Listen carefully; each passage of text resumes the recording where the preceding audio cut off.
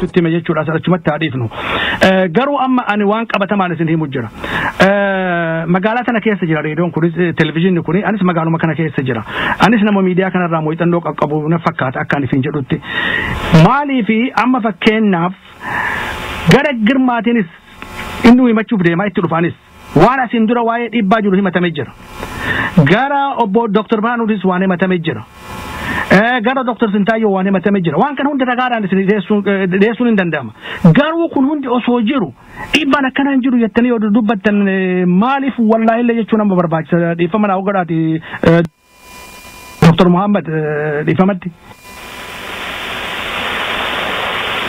boordii keessatti akkamma isin jettan kanatti akka namni juutti boordii ka deemuun jooharee ka ajaju jooharee sun dhugaa miti dhugumaan sin jaabar dhugaa miti ajaja isaa takkaa guyyaa tokko dhagahee hin beeku personaali waan mataa kiyyarraa si himaame akka obboleessatti joohar dhaaba kana keessatti gamaa gamanatti mul'ata ni mul'ata gamaa gamanatti doomineet godhee mul'ata fakkaatti definitely waan akkasiisan boordii ammoo waan boordiin gootu hojjaa isii interfere godhee kanarra dubbadha kanarratti hin dubbatina kana godha takkaa waan akkasiisan hin dhageenye tanaaf si hima obboleessa kiyya gaarii Dr. kanarra caalaas hin qabu ulfaadhu galatoomii waan beekan walii himuun barbaachisaadha anillee wama dhageensi gaafadhe gara amma obbo Girmaatti tarkaanfadha maaliif daddafnee yoo deemne malee sa'aatii namuu akka waa argatuu fi uummannis akka kanarraa waa argatu barbaanna dhugatti wanni guddaan kan barbaachisu waanuma ifa gatee beekuudhaafi obbo Girmaa na dhageessana fakkaata akkaataa itti si gaafadhus yoo singalin irran si deebi'a garuu mee akkasittan dubbachuuf yaala ati gaa hojii geggeessaa dhaaba kanaati aangoo fi itti gaafatama guddaa qabda kan jiraattu immoo akkuma namuu beekutti Maryland keessa dhaabbanni kun kan jiru immoo Minnesota keessa hojiin kun OMN irratti dhiibbaan qabaatu jetta obbo Girmaa Bosaid baay'ee fayyaa ta'e akkuma hogganoonni keenya haasaan carraa kana nuuf kennuu keetiif tajaajila uummata Oromootiif Minnesota jiruuf karaa miidiyaatiin kennaa jirtan waayilota kee wajjin Oromoonni hin bultu si galateeffata osoo anillee si galateeffachuun barbaada. Gaaffii isaatiin gaafatte dura kan waa'ee xalayaan beekina yookiin otoo mallatteetiin ba'ameera isa jedhu maddeeshii ani keessa ijaan jiruuf jechaadha xalayaan sun namoota sadiin akka mallattee akka maqaa sadiin akka ba'uuf waan jedhameef waan beekuuf xalayaan sun draftiin dhiyaatee akka ba'u qophaa'ee boordittis ta'ee durataa boordii duraanii kan turan baay'ee galateeffatu akka OMN'ttis ta'ee akka dhuunfaa kootitti isaanii galateeffachuun barbaada baay'ee tajaajila isaan nuu kennaniifi so isaanillee arganii jiru maqaan kan koos jiraachirra anattillee argee yaada kootti kenneera durataan editorial boardis ilaalee yaadatti kenneera yaada kan ittiin kennine dhuguma durataa boordii kan turanii garuu isaanillee guyyaa tokko caala kennameefiira jechaadha walgahii boordiin keessattis ani gaafsana waame normaalii boordii keessa walgahii isaanii irratti nan ta'a waan ta'eef dhagayeera akka pireesidentiin akka bahu xalayaan akka bahus murtaa'eera jechaadha xalayaanis hundumtuu argeera so xalayaan sun hin argamne jechuun hidhaaraa xalayaan sun immoo intarneetii irra bahu waan ta'eef mallattee illee kan barbaachisu miti kanuma sun barbaada waa'ee ani dura taa'aa ta'ee Meerilaandin jira OMN immoo Minnesota jira isa jedhame dhuguma dhiibbaa kan fidu jira boordiin illee koreen boordiin dhaabe Dr. Asfaa kan sirriitti kan rakkina kudhan keessa akka tokkotti kan kaasan jiru haa ta'uuti OMN durumaanuu kan dhaabbates akkasumatti durumaanuu jalqabarraa yoo kaasee jechaadha. Namoonni bakka adda addaati kan technology anis seenaan dura taa'u by the way we are engineers IT engineers technology itti fayyadamneeti bu'aan technology OMN irraa qabu baay'eedha jetta so xalayaadhaan social networkiidhaan fayyadamneeti kan dureessine jalqabarraa kaafnee jechuuti. So isatti fayyadamneeti kan guyyaa guyyaadhaan karaa interneetis ta'e karaa bilbilaanis ta'e kan dhaabneeti ammas kan baay'ina isaa kan geessinu haa ta'u malee iddoo isin jirtu ta'anii gaggeessuun barbaachisaadha. So dhiibbaan sun dhuguma jiru sana jala ba'uuf irra darbuuf as maal goone tokko ji'a sadiif naa jalqabamuuf obbo Jawaar asitti ramannee akka delegate goone jechaadha. He reports to the executive council around setting up durannaa ta'u jechaadha. Isatti dabalee miseensonni keenya sadiif achi turani executive council keessa kan jiran jechaadha. Guyyaa guyyaadhaan kan achi deeman secretary durataa finance fi durataa technology kan ta'an namoonni sadii achi jiru jechaadha. So akka gaggeessaa akka hojii koree hojii raawwachiiftutti isaanillee presentiin isaanii physical presence achi jiru jechaadha. Gama biraatiin ji'a sadii booda immoo secretariin keenya adde Leelaan ofiisa sana hojii remotely hojjechaa hojii ishii hojii dhuunfaa ishii remotely hojjechaa ofiisa teessee hojjettutti guyyaa 5 keessaa guyyaa 4. Sanatti aansee ammas still managementiin barbaachisaadha jedhamee dhiyeenya kana bara I think samarii darbee nama tokko office studio manager qaxarreerra. So kana sirriitti wal quunnamna jechaadha. Quunnamtiin jira. Sanatti aansee sanatti dabalee garuu almost ji'aan nan deddeebi'an illee waayiloonni kollee nan deddeebi'u. So kun hundumtuu egaa rakkina hin jiru jechaa miti. Sanallee furuudhaaf ittaanaan koo obboleessi koo obbo Muhammad Abdoosh boru ammallee achi deemuu jira. Boru kaasee hojii isaa dhaabee tola yeroo isaa hojii isaa dhaabee haadha manaa isaa ulfaa kan taate manatti dhiisee ji'a 4 amma kanaan booda ji'a 3 ji'a 4 walitti aansee OMN fi gaggeessaa achirratti kennuudhaaf deemaa jira. Amma nuti akkuma boordiin recommendation kennetti amma nama qaxarree achitti hojjetu nama achitti kaataa'ee gaggeessu amma qaxaruutti jechaadha. Gaarii obbo Girmaa dhugumatti yaada bareedaa dhugaa keetii maalii fi ammas obbo Muhammad Abdoosish wareegama kana baasuudhaaf deemuun isaa waan guddaadha. Kun wareegama Oromoon jaalatu. Waan tokko asirratti dubbachuu barbaanna. Maalii fi interneetiidhaan ogummaa qabduun achirraa hoogganuun wama jiru. Homaa rakkinaan ta'u. Garuu nama bulchuudhaaf nama hoogganuun ammoo akka teknoloojii kanaan achirraa meeshaan akka remote control nama godhu nama rakka. Maaliif amma fakkeenyamsii fida. Gaazexeessotaaf ogeeyyiin amma asin dura ugguraman Kadiiroo fi Ahmad Yaasin faan fakkeenyaaf yeroo adabaman ati asin jirtu. Ka bulchu ammoo geggeessaan homaa timam murteessitee amma asis sanirratti asis tarkaanfii fudhatte. Wanni akkasii sun sirriidha jettee yaadda akkamiin laaltame? Waan tokko sirreessuun barbaada nama kanaan durallee naati gaafatu kan hin dhaga'e uggramanii haari'amanii waan akkasiitu jira. Kan ta'e OMN keessa disciplinary action kan jedhamu fudhatame. Actually nuqeeqaniiru boordiin koreen kun dhaabdee disciplinary action fudhatamu OMN keessa irra jira baay'ee turre darbee weakness leadership in baay'ee leniency ture jedhanii nuqeeqani.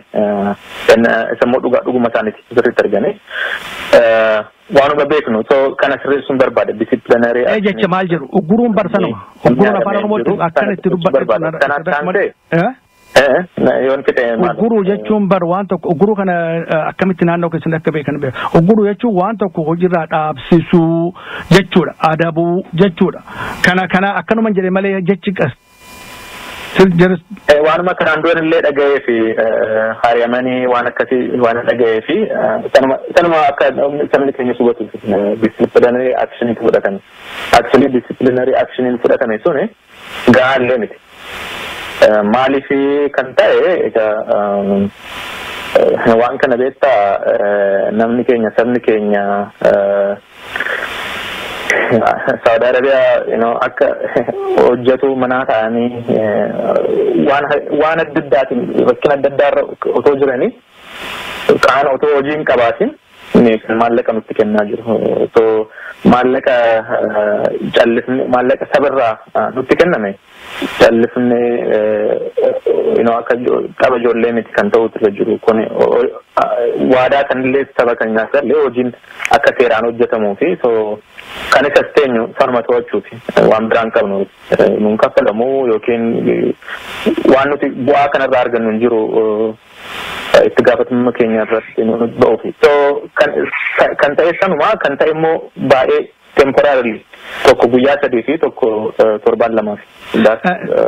Yaada bareeda waan bareeda haa ta'u malee obbo Said gaafii na gaafatteef deebisa.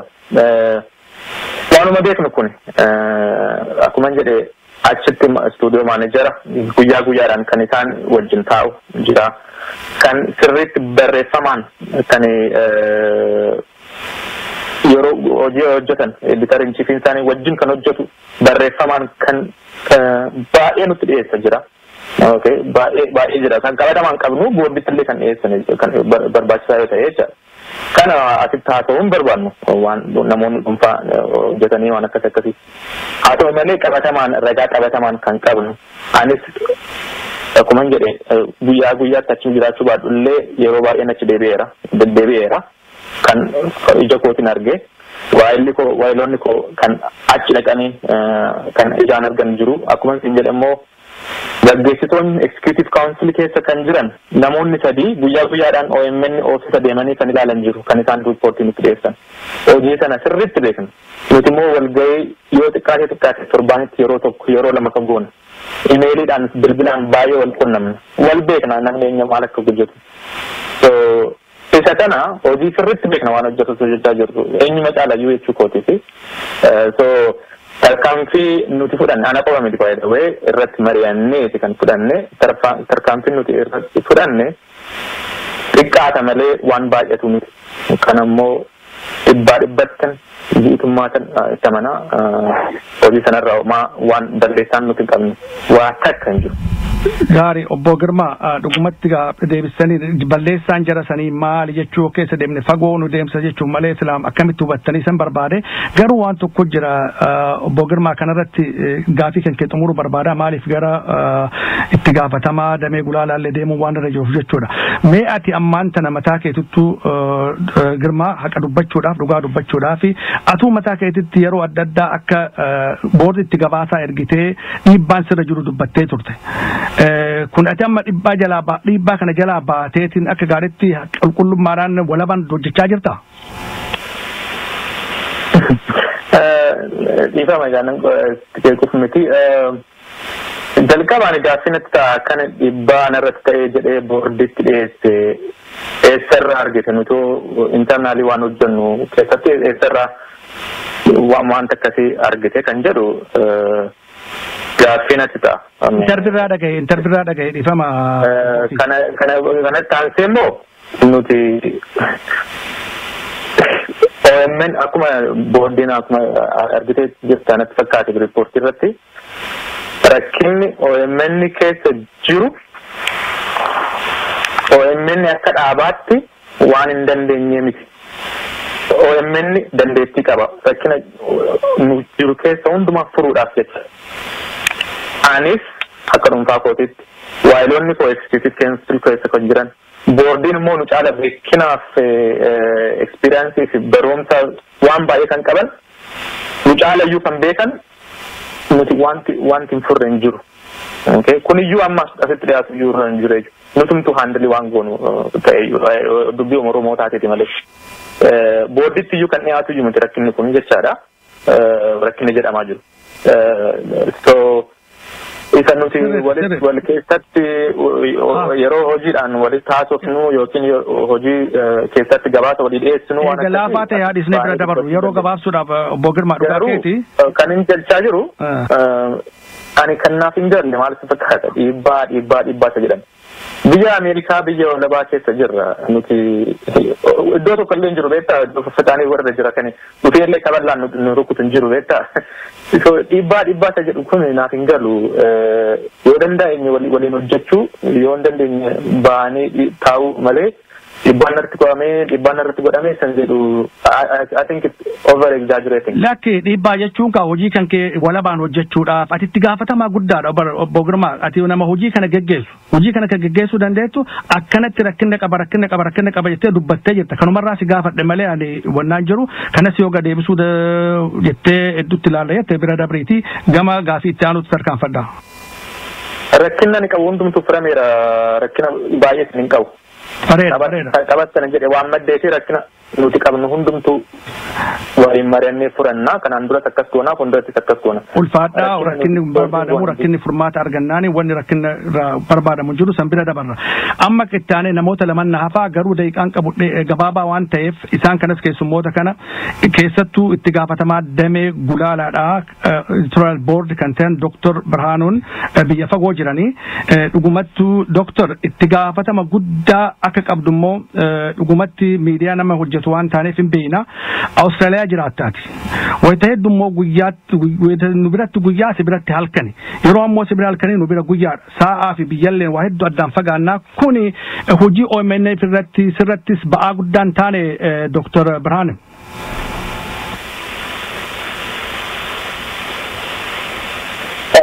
Galatoome obbo Said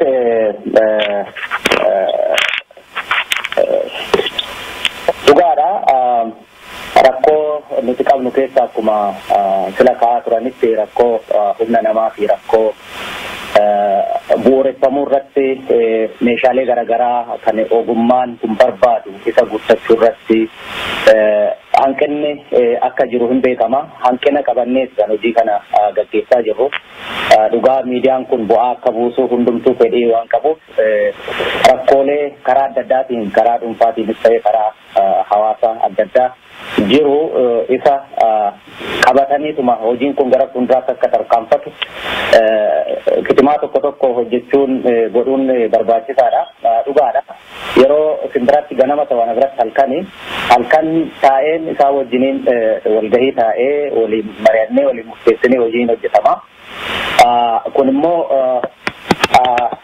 hojiin kun akka tarkaanfatuuf waan ogummaan qabuunis waa tokko amma ta'e gumaachuu waan barbaaduuf ogummaa irratti xiyyeeffatee ogummaan kun nu keessatti akka dagaagu fedha waan qabuuf kanumaaf akkuma isin jettanii dhiibbaa hin jira dhiibbaan kun ulfaatee waan deemeefis yeroo tokko riizaayin gochuudhumaaf illee haalaan itti deeme hin jira. Egaa kun maalidha isa booda hojiin kun addaan jinjiruun qabu karaa qabachuu qaba yaada jedhuun amma namni qaamaan achitti argamee hojii gulaalaa muummee kana hojjetu argamutti gargaaruutti fufa yaada jedhuun hojii kana moonas deemaa jira malee dhiibbaa akka qabu beekamaadha. Bareeda dhugatti gaa wareegama gaa cimaa baasaa jirta kan itti jabaadhu garuu waan tokko asirratti dooktar kasi kaafachuu barbaadu ati amma nama tokko Electoral Boardiin kun gaa waan silaa gurmuudhaan hojjetamu nama tokko garuu waan himamu tokko gartee qulqulleessuun ammumarraa barbaachisaa waan ta'eef kana si gaafadha. Maaliif ati ammaan tana fakkeenyaaf jechoota tokko kan achi keessatti jiraatu dhiibbaa gochuudhaan asuu mataa keetittuu jechuu gaazexeessoo irratti dhiibbaa gochuudhaan wanni kun dabruu qaba kun dhiifamuu qaba jechuu dhugaadha gulaalaa jechuun kanuma garuu ammoo fakkeenyaaf amma waan fedhii uummata Oromoo laalu kan akka gartee Itoophiyaa keessatti manni kun rakkinna qabaatu impaayera ta'uu cunqursaan jiraachuu mootummaan kun ammootu mootummaa kana jechoota wayyaanee jedhuun waamuun kun hundinuuyyuu nurraan barbaachisu isatu dhiibbaa nurratti godha jechuudhaan himannaa guddatu gaggeeffama. Kana dooktar gaa maal sitti fakkaatame kanaaf deebiin kee maali?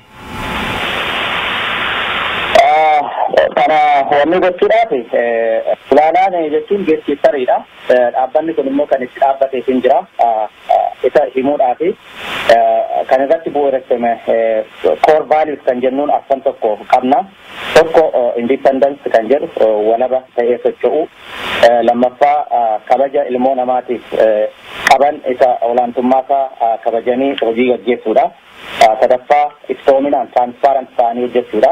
Arfaffaan immoo oromummaa fi dhimma oromoo dhaadheessuu promote gochuu kanarratti hundoofneeti hojii kan hojjennu. Dhaabbanni kunis gaafa heeyyama baafatu akka NPRs heeyyama gaafa baafatu kana akka hojjetu wanni godhe. Kana keessatti nuti objective journalism gaggeessina jennee kan dhaabbata kana dhaabbannee gaafan dura gaafatamuuf kanan hojii kanatti itti seen haala kanaan akka amma deemaa jiruun hojiin kun fakkii gara biraa faayila mataa isaatiin akka inni socho'u faayila ogummaa gaazexeessummaatiin sarastii Oromoo akka inni gaggeessu barbaadama malee waan dhugaarratti hin doofne emooshinii maan deemaniituma waan rakkoon jiruuf yeroo hundaa kanan jedha dhugaa Oromoo karaa dhugaatiin baasuu yoo dandeenye hojiin miidiyaa kanaa gahaadha jedhee kana yeroo baay'ee dubbata.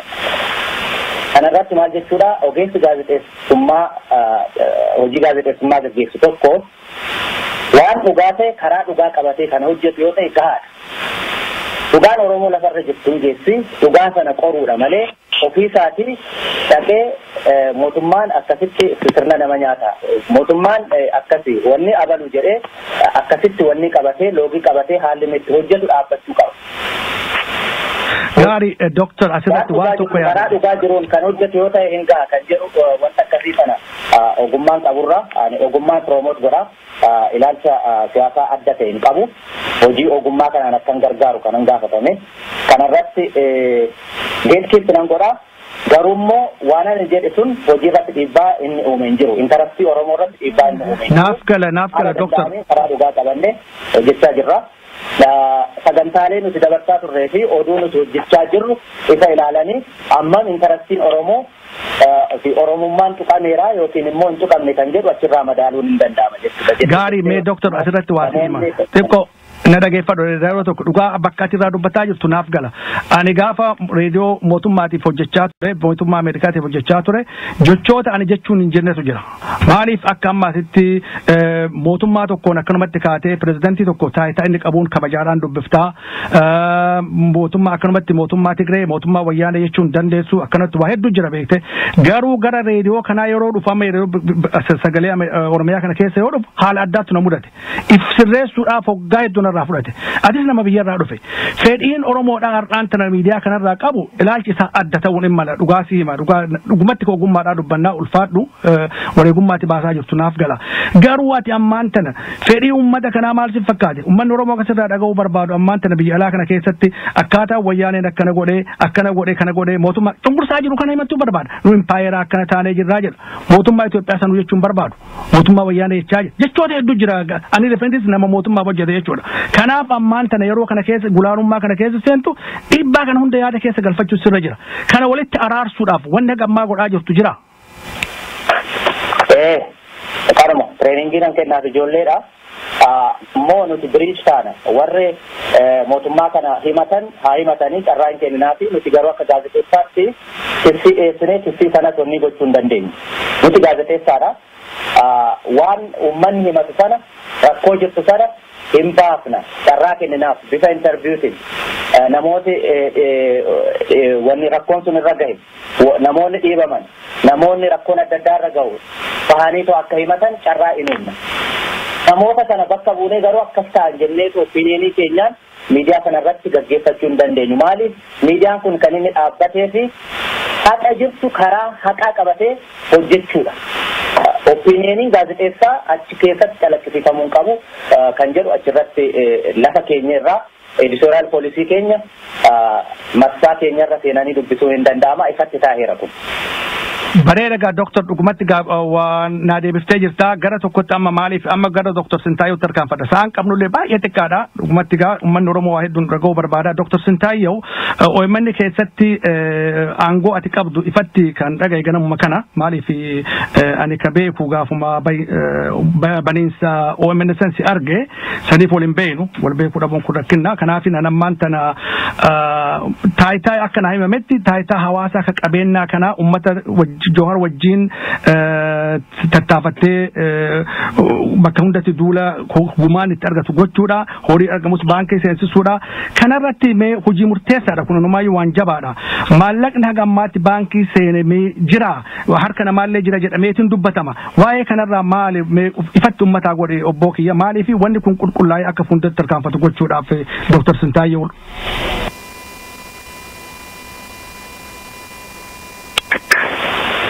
Gaaffii nagaa fattee galatoomne Obbo Said dhugaadha hedduullee wal beekuu baannu garuu guyyaa tokko sitti bilbilee Atlaantaadha televezyiinii kun dhaabbatee guyyaa tokko sitti bilbilee Obbo Saidne akkamitti nu gargaaruu dandeessa jee si wajjin sa'a dheertuu haasa'uu kiyyallee ni yaadadhaatis waan irraa fudhatuun fakkaatu garuu immoo yeroo san ammaaf waan haalli itti ishee gargaaruu danda'u jiru waan jiru naa deebiste hojiin kiyya akkuma ati jettetti hojii gargaarsa uummataaf Oromiyaa miidiyaalee turte dhiyeessuudha. Kana keessa akkuma nama gargaaru magaalaa adda addaatti koree ijaaruu gargaarsa buusanis hordofanii jala deemanii akka hojii kanaaf oolu godhuudha.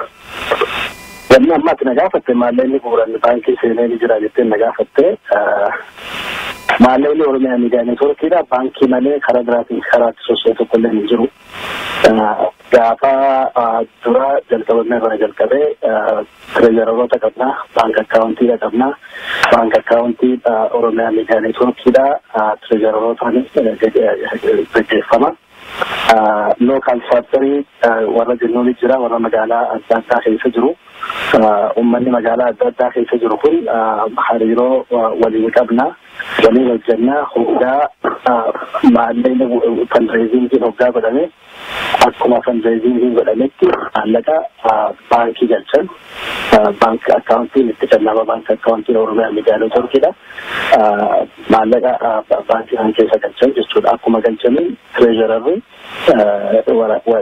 risiitii ergaas gaafa Oromoo First hojjechaa turre magaalaa 19 Noorz Ameerikaa keessatti magaalaa 19 deemne magaalaa 19 deemne kana keessa maallaqni gargaarsaan argamee jira ammoo akka maallaqni namni hedduun nama pileejidha godhe waadaa seenee akkanatti yoo waan kana jalqabdan akkanatti isbiteenina akkana goona hajuu kaaya jechuudha.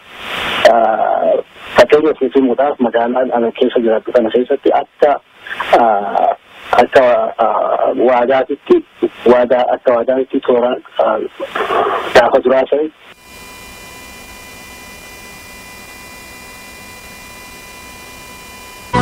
que toca